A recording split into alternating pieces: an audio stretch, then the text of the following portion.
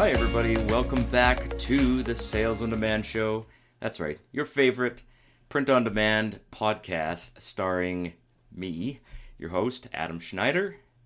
This is going to be episode 110. That's right, back in the game, baby. From my 2 weeks of torture.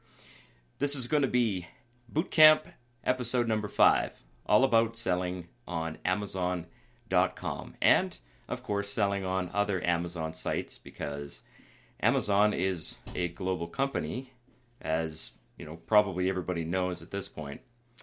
All right, so back from Army training. A little bit broken. Got a little pinched nerve in my right arm, so I keep waking up in the middle of the night with wonderfully numb hands. But otherwise, I'm all right, and maybe even a little bit stronger in some ways. I'm glad the training is over. It was intense. It was really, really intense. Basically, we're learning how to do, infantry attacks and defending trenches, stuff that I've never really done before. I mean, even though I've been in the military for a long time, it's not something that everybody in the military spends a lot of time doing. So it was kind of interesting to learn it. But it is intense training.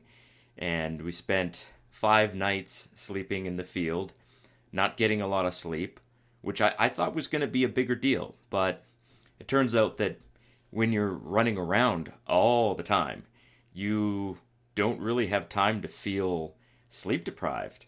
It's only when you actually sit down and sort of, relax that you start to feel a little bit of the sleep deprivation. But the biggest thing for me was just, I guess I overused the nerves in my arms, and they sort of got a little bit of, the doctor called it carpal tunnel syndrome. So it's basically just repetitive stress injury from just constantly, because I was the one who had to carry the machine gun. There's every infantry section has about 8 to 10 people, and 2 of them are carrying the light machine gun. So, of course, I was one of those people carrying the light machine gun. It weighs about 22 pounds. It's got a lot of ammunition. Generally you're carrying about 600 rounds of ammunition, so I was lugging all this crap all over the place, and you gotta pick it up, throw it down, drop down behind it, do some shooting, jump back up, run. So, yeah, it was a lot of, gripping and hand motion, and it kind of irritated the nerves in my arm. But one of the cool things about coming back from this kind of training is that nothing I ever do will ever feel quite as strenuous as that. So, I mean, I could work 18 hours a day doing something different, and it feels normal to me. Not that I, suggest working 18 hours a day to anybody. You do need downtime. But, having gone through that kind of training, you come to appreciate the normal life that you live, sleeping in a normal bed. I also lost about 5 pounds. And I'm continuing to lose weight, which, I don't think I was really overweight to begin with, but I wanted to drop a little bit of weight so that my running would improve. And as soon as I got back, went out for a 5K run, got my best time ever on that, so it's kind of cool there. I averaged probably about 17,000 steps every single day on this course, about 12 kilometers of walking and running, that's a lot. So I think my feet were a little stronger when I get back. Anyway, it was an experience, and I'm glad I don't have to repeat it over and over again, but I'm not unhappy that I went on it. Even though I ended up coming back with a lot of, work to do. So I'm basically working really hard to try and catch up from where I was before I left. So that, I think, was worth it. Although I was supposed to go on more training this year, and I just decided that I am not going to do that. I'm going to, put off that training for another year. I'm going to enjoy my summer at home, with my wife and my kids. It's my 20th anniversary this year, so I don't want to be away for that. There's just some decisions you have to make that this was an easy one to make for me. So this is boot camp number 5. So at this point in time, you should have created some designs, maybe 10, maybe 15, maybe even 20 or 30. You had lots of time to do it, and you should have opened up an Etsy account at this point, and you should be loading your products into your Etsy store. You can use a production site like gearbubble.com, or you can use Printful. There's lots of print-on-demand suppliers that have an integration with Etsy and with Amazon where you can just connect to the store and all of your orders get imported automatically. I use Gearbubble. There is a monthly cost to Gearbubble if you want to use their integration, but their prices are really good, and their software works really well to basically add thousands of products. I've also connected with a secret product that is loading 50 products a day automatically. And I was a little skeptical of this at first because I just wasn't sure how it was going to work. It cost me $1,000 for a year's worth of subscription. And I don't normally buy products like this, but this one caught my eye, and I just thought, okay, I have to buy this. I'm not going to tell you the name of it. It's kind of a secret. It's going to be in my training course. And so far, in just maybe 6 weeks of having this piece of software load products into my stores, I've made 11 sales from it. And it's only just begun. So by Christmas time, I expect to be making 5 to 10 to 15 sales per day from this piece of software. And then it'll just continue over and over again, year after year, adding more products into my stores without my intervention whatsoever. I don't have to do anything at all. I don't have to create these designs. I don't have to make the keyword titles. So that's kind of an interesting piece of software. But if you want to learn more about all of this, join the boot camp. I'll be putting out 2 more videos. The last week's video, I haven't created that one yet, but I'll be putting that one out along with this week's video. I'm going to be showing you guys how I run my Amazon store, some of the secrets that I use for getting more sales from Amazon. Things that I'm not going to be talking about in the podcast is going to be in the video, and you'll have an opportunity to see some of the products that I'm selling in my Amazon store. But you got to join the boot camp on my email list at salesondemandshow.com/start. START. All right, so what are my sales to date this year? 14,000 roughly on Amazon, a little bit more than that, and about 8,000 on Etsy. I'm down year over year on Amazon, mostly because last year was just an insanely good year on Amazon, and this year looks to be a below average year on all of the platforms. I'm not doing quite as well, even though I have more products. But even though I'm not doing quite as well as I did last year, if I had not done anything at all, I would be doing even worse. So the fact that I'm constantly growing my business means that I'm higher than I would have been. And by the end of the year, I think we'll see a definite increase in the number of sales. I expect to make probably around, between 150 to 200,000 in sales on Amazon. I would be amazed if it was any less than that. And I think I'm going to probably crack 65 to 75,000 on Etsy. So this year is going to be a good year for sales. And of course, a lot of that's going to be Amazon FBA, but a lot of it is also going to be just random products that I'm selling from some of these special automation programs. There, of course, over the...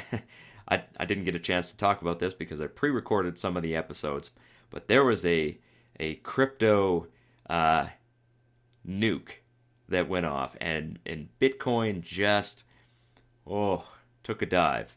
Now, I haven't actually lost any money on crypto because I was already doing really well. So I'm running about even with my initial investment in crypto, which, considering how much everything went down, is actually pretty amazing. So I'm still going to be adding money to my crypto hopper, and I'm going to let that sucker just run and keep making me money, with the expectation that sometimes it's not going to make money, it's going to lose money, but it minimizes the losses and protects my initial investment, most of the time.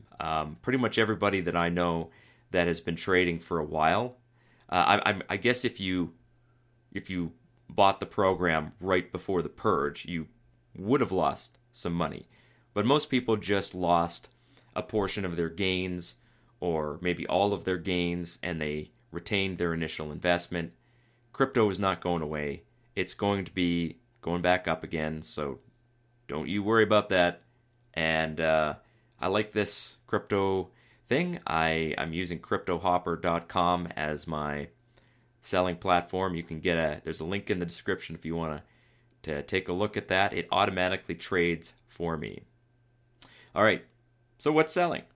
I like to give every week a little tip on some of the things that are doing really well for me. And one of those things is Spanish language designs. And this is something that is very much overlooked by English speakers. Spanish is obviously the easiest one to do because there's just so many Spanish speakers in the United States. It's a no-brainer. So what I did is I looked at some of the best-selling designs on Merch by Amazon, which is a t-shirt site on Amazon, and I said, okay, well, let me make a Spanish version of that, and I did, and those designs seem to be doing well, both on Amazon and a little bit more on Etsy, which is interesting. They're doing better on Amazon than they are on Etsy, which is not the normal way that those kinds of things goes. Normally, when you do something like that, it does well on Etsy, and then it does okay on Amazon.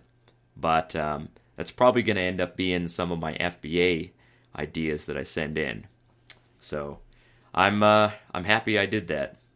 All right, recap of last week's episode. Of course, selling on Etsy is the easiest way to start doing print on demand, and so far 11 listeners have taken advantage of my Etsy link and opened their own store. You can get that Etsy link when you join the Jumpstart training at salesondemandShow.com/start.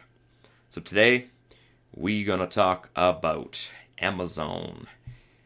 Amazon is the big dog, and if you're not selling on Amazon, you are giving away money. So here's the thing. Amazon is a much more cutthroat platform than Etsy. So the people who get rankings, they tend to keep those rankings. Unlike Etsy, where Etsy likes to sort of spread the traffic around, they won't give one store all of the traffic. Amazon does not do that. So this makes it a little bit harder for a new seller to crack into the Amazon market because you're competing with already established sellers, and your first thought is, well, how do I, the first thing that people ask me is, how do I get my products to page 1 on Amazon? It's like, well, if you figure that out, let me know. I'd like to hear it. Now, I'm just kidding. I actually do know how to get my products onto page 1, or at least onto the front page so that I can make sales. So on Amazon, of course, when you start selling something, the ranking of that product tends to stick.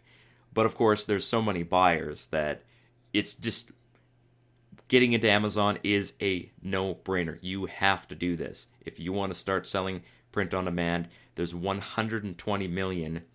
This is what I last heard several years ago. 120 million Prime subscribers just in the United States alone. And I've been doing pretty good on Amazon.ca. And of course, there's other Amazon sites. There's Amazon Australia. I haven't even looked into that yet. I've just been working with the platforms that I'm already on. But if you live in an area that has an Amazon, store, I guess, if it's like the UK, there's Amazon.co.uk, I believe. Amazon.au in Australia. There's even Amazon in India.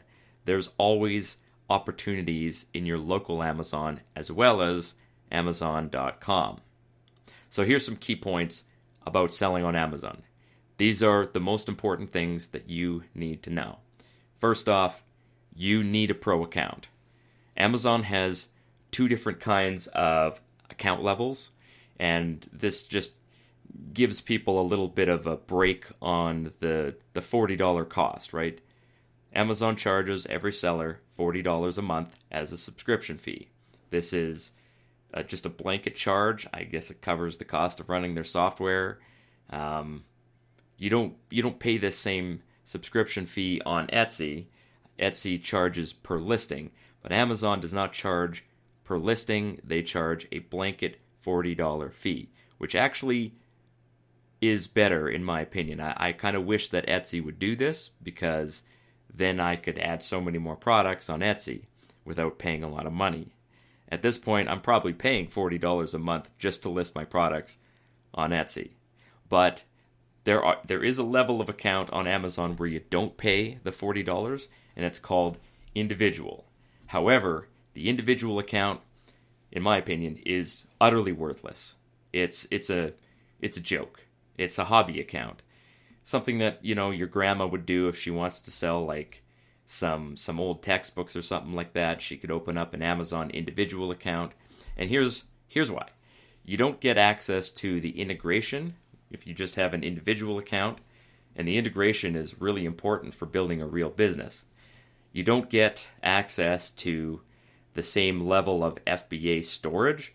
So basically you're limited to 10 cubic feet of storage on Amazon, and it's barely enough for maybe 100 coffee mugs.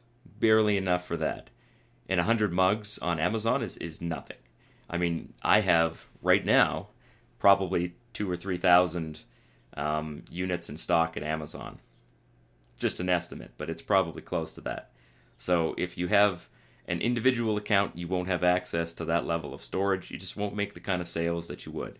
Then, of course, if you don't have a pro account, Amazon charges you $1 extra per sale. So you end up paying the same kind of money. It's just you pay per sale instead of paying, an overall fee. But the biggest reason, of course, to get the pro account is that you need an integration. Having an integration is vital. So what does an integration do? Basically, an integration is a piece of software where you put your designs on this piece of software, something like GearBubble. Then you upload them to Amazon, and they automatically fulfill if there's an order. So otherwise, in order to get your products onto Amazon, you would have to go and manually list them. So you have to go add a product. You tell Amazon what your product is, and you put in the title, you put in the price, you put in all the features, the description, everything like that, add your images. It's really time consuming. Even if you are copying other listings to do this, it's still really time consuming. And then on top of that, if you make an order with a manually listed product, you have to go back in and order that product for your customer, manually. So you got to take the address that Amazon gives you. You got to select the size that they want. You got to put in the address, and then when it ships, you got to go back and enter in the tracking number. Now, a lot of Amazon sellers, this is how they do things. They just have a bunch of products in their house that they bought at the store. Someone orders it, they box it up, put a shipping label on it, and then they put the tracking number in. That's really time consuming. Like, that's a full-time job. And quite frankly, I don't want to do that. This isn't something that I want to spend a lot of time fiddling with, putting customers' information. It's really tedious. And, all the time that you spend doing that could be spent listing more products or doing literally anything else, including napping. I mean, it cuts into my nap time really significantly when I got to enter people's addresses into manual product orders. So I don't want to do that. So you need an integration. And there are 3 strategies that I've identified working with Amazon. The first one is what I call pinpoint FBA. Now this one, you do need some cash because you're going to be printing and shipping products to Amazon directly. So we've talked about the difference between FBM, which is fulfilled by merchant. That is basically print on demand. So the product doesn't exist until the customer orders it. When they order it, your shipping company, your production company, prints the item, puts it in a box, ships it to your customer, and they get it, maybe 2 weeks after the order. Sometimes it can be less than that, but it's still, there's a lag time there. So that's what we call fulfilled by merchant, FBM, or you could call it print on demand.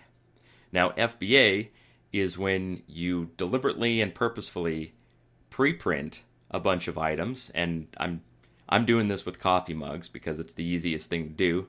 You can buy your own sublimation equipment. You can do this from your own house and ship it right into Amazon.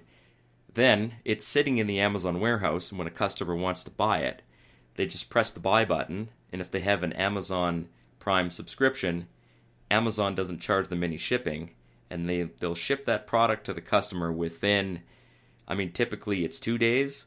I think they can even get expedited shipping over and above that. So it is hugely beneficial for the customer, and it's really good for you because people love this and they buy these FBA products more frequently. Probably about, I'd say about 70% of my sales on Amazon are these FBA products that I've pre-printed and sent into Amazon. So I basically run my Amazon account with the intention of finding more of these really good ideas and sending them to Amazon for FBA. That's called Pinpoint FBA. Then there is another strategy that we call flooding the market. And I'm doing this with an automation. So I've got a software program that I subscribe to that basically just comes up with all kinds of random designs. Some of them are crap. Some of them are just garbage. And they look like garbage. But, probably about 70% of them are decent looking products just with some phrase on it that, has sold for other people in the past.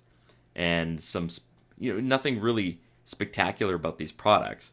It's just flooding the market with a whole bunch of products, hoping that a few of them will attract attention from customers. And the best part about this automation thing is that it's just all hands off. I don't even look at the products that are being added to my store. I don't care. Some of them are crap, but I don't go and delete the ones that are crap. I just trust that when people find them, they're not going to buy it. So that's another strategy. Some people would say that's the only strategy, but they're wrong. There are 3 strategies, and I'm going to give you the third one right here, right now. So the third strategy is called trend jacking, and I have talked about this in other podcast episodes before. So trend jacking is different than flooding the market or pinpoint FBA. These are ideas that you would not send to Amazon for FBA because they're kind of short-term sort of trends that pop up in the marketplace. So something that's a good example of this would be a little while ago, Bernie Sanders was photographed sitting at the inauguration of Joe Biden, and he had like his mittens on or something. It was just a really weird picture of Bernie Sanders. And people took that and made a meme out of it. And a lot of people would put this meme onto print-on-demand products and make some sales. So there's dozens of these things that pop up every month. And you can basically jump on a trend that is sort of running through culture or politics or media or some kind of like movie thing, some kind of TV show quote that people really like, and you can make products for this, list them on Amazon, and oftentimes if you really get on it quickly, you might be one of the first people to do this, and you get, a whole bunch of sales from these products. I did this when I first started selling in 2017 for a, solar eclipse that occurred right in the middle of summer. There was some kind of solar eclipse. I don't even really know. There's lots of solar eclipses, so I don't know why this one was special, but people were buying, commemorative t-shirts and commemorative mugs and hoodies and stuff. So I listed a few of these, and I was making a bunch of sales on them, which was kind of exciting. So I started trend jacking really early, and it worked well for me. All right, so that's the 3 strategies that worked really well for me on Amazon. I teach those in my training course, as you can well imagine. So here are some other points that you need to know about Amazon. First, it takes about 2 to 3 weeks to get your Amazon account up and running. Amazon has a very rigorous sort of verification process. They want to see your documents. They want to see your papers. They want to see proof of your address. They want to see all kinds of stuff. They might reject your documents at first, and basically you have to go and take the picture again and resend it to them. It can be a pain in the butt to get a new Amazon account up and running. It's much longer a process than Etsy, but on the other hand, Etsy will sometimes allow you to start an account and then they'll just suspend you. So Etsy is weird like that, but it's pretty easy to get unsuspended from Etsy. So I don't worry too much about that. But yeah, Amazon, sometimes they'll send you a postcard in the mail and you have to enter in the verification code on the postcard. And they also restrict new accounts to creating fewer products than, well-established accounts. So of course my account being well over 4 years old, almost 4.5 years at this point, I basically have no restrictions on my account whatsoever. So I can add thousands of new products pretty much every week. But when you're a new account, they restrict you to about 100 products every week. So, if you're working at 5 a day, you're not going to run into this problem at all. But if you're trying to add thousands of products with some kind of automation, you'll probably run into this sort of limitation. They'll throttle you a little bit. Then, of course, this is a little bit of a pain. This is different from Etsy, but Amazon pays on a 2-week delay. And even that 2-week delay is kind of a delay where they don't release your money until after the product has arrived. So basically, when you sell a product, especially if it's print on demand, the product has to make it to the customer before Amazon will release the money. And even then, it's like 7 days after it arrives, then they release the money to your account. So there's a fairly significant delay in the payment from Amazon. That's probably the biggest issue with Amazon. The biggest reason that people are afraid to sell on Amazon is because you got a lot of cash kind of tied up there. But if you can manage that sort of cash flow and the lag in payment, you can do really well on Amazon. So I often tell people that, if you got lots of time but you don't have cash, then start with Etsy, because Etsy eventually pays you daily. They give you daily payouts. So you make a sale one day, your money is released like, it might be 48 hours, might be like 24 hours later, but your money is basically sent to you like almost, 2 or 3 days after you make a sale, which is way better than the 2 or 3 week delay with Amazon. So if you got lots of time but no cash, Etsy is your baby. If you got cash but not a lot of time, then work with Amazon. Also on Amazon, customer service is pretty easy to manage because most of your customer service is going to be handled by Amazon directly through FBA.